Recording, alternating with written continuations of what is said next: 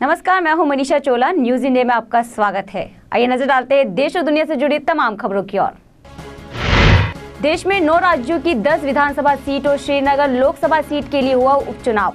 जिन 10 विधानसभा सीटों पर वोटिंग हुई उनमें दिल्ली की राजौरी गार्डन, मध्य प्रदेश की अटेर और बांधवगढ़ सहित धौलपुर और झारखंड की लीटीपाड़ा सीट भी मुख्य रूप से शामिल थी। यूपी के सीएम योगी आदित्यनाथ दिल्ली पहुंचे। अंतर्राज्यीय परिषद की 11वीं स्थायी समिति की बैठक में किया शिरकत। साथ ही बीजेपी अध्यक्ष अमित शाह के साथ बैठक में यूपी की नौकरशाही के 3 बेहद अहम पदों मुख्य सचिव, पुलिस महानिदेशक और प्रमुख सचिव गृह की नियुक्ति के बाबत चर्चा होगी। महामहिम उपराष्ट्रपति हामिद अंसारी की पत्नी सलमा अंसारी का बड़ा बयान। 3 तलाक का खुलकर विरोध करते हुए सलमा अंसारी ने 3 तलाक को बकवास करार देते हुए सबको कुरान पढ़ने की सलाह दी। जम्मू कश्मीर में वोटिंग के दौरान कई इलाकों में हिंसा। बड़गाम में कुछ जगहों पर सुरक्षा बलों पर लोगों ने पत्थरबाजी की, जिसमें 3 लोगों की मौत हो गई जबकि कई घायल हो गए। छत्तीसगढ़ में टीवी न्यूज चैनल IBC 24 के एक एंकर को ब्रेकिंग न्यूज में अपने ही पति की मौत की खबर पढ़नी पड़ी। एंकर का नाम सुप्रीत कौर है। हालांकि इस दौरान महिला को पता नहीं था कि वो अपने पति अभय दावड़े की मौत की खबर पढ़ रही है।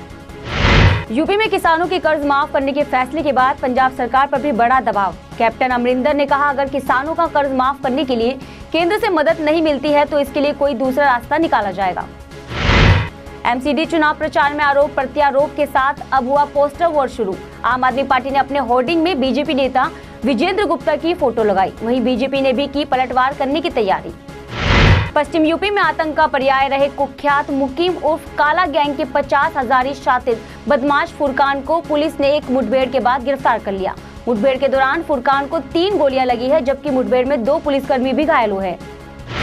डोनाल्ड ट्रंप के निशाने पर आ सकता है उत्तरी कोरिया। बता दें, अमेरिका ने उत्तरी कोरिया की परमाणु महत्वाकांक्षाओं के खिलाफ अपनी रक्षात्मक तैयारी को बढ़ाते हुए अमेरिकी नौसेना वाहक मारक समूह को कोरियाई प्रायद्वीप की ओर भेजा। देश में 10 रुपए के विभिन्न प्रकार के सिक्कों पर जनता के बीच भ्रम की स्थिति को लेकर भारतीय रिजर्व बैंक ने स्पष्ट किया है कि कोई भी सिक्का अमान्य नहीं है और साथ ही सिक्के के चलन में है। ये समय समय पर जारी किए गए अलग अलग डिजाइनों के सिक्के हैं। RJD प्रमुख लालू प्रसाद यादव ने मिट्टी घोटाले के आरोपों पर सफाई दी। लालू यादव ने कहा, उनके परिवार को बदनाम करने की साजिश की जा रही है। साथ ही लालू ने बिहार के पूर्व डिप्टी CM और बीजेपी नेता सुशील मोदी को ही घोटालेबाज बता डाला। मजबूत वैश्विक संकेतों और आभूषण विक्रेताओं की लिवाली में तेजी के कारण बीते सप्ताह राष्ट्रीय राजधानी के सराफा बाजार में सोने की कीमत तेजी दर्शाते हुए 29,300 रुपए प्रति 10 ग्राम पर बंद हुआ। सचिन तेंदुलकर ने स्कूटी पर जा रहे 2 बच्चों से लिया हेलमेट पहनने का वादा। वायरल हुआ वीडियो। बता दें, भारत में बढ़ते सड़क हादसों को लेकर सचिन लोगों से हेलमेट पहनने को कहते नजर आए। रोहन बोपन्ना और N श्रीराम बालाजी की जोड़ी ने Asia Oceania zone group 1 Davis cup मुकाबले के द्वारा दूसरे दिन भारत को उज्बेकिस्तान के खिलाफ 3-0 की अजय बढ़त दिला दी। इस जीत के साथ भारत ने सितंबर में होने वाले विश्व ग्रुप प्लेऑफ के लिए क्वालिफाई कर लिया।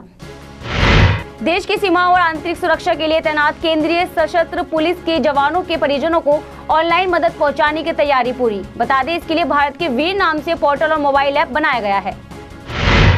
मेरे साथ खास खबरें फिलहाल इतना ही। देश और दुनिया से जुड़ी ताजा तरीन खबरों के लिए देखते रहिए न्यूज इंडिया।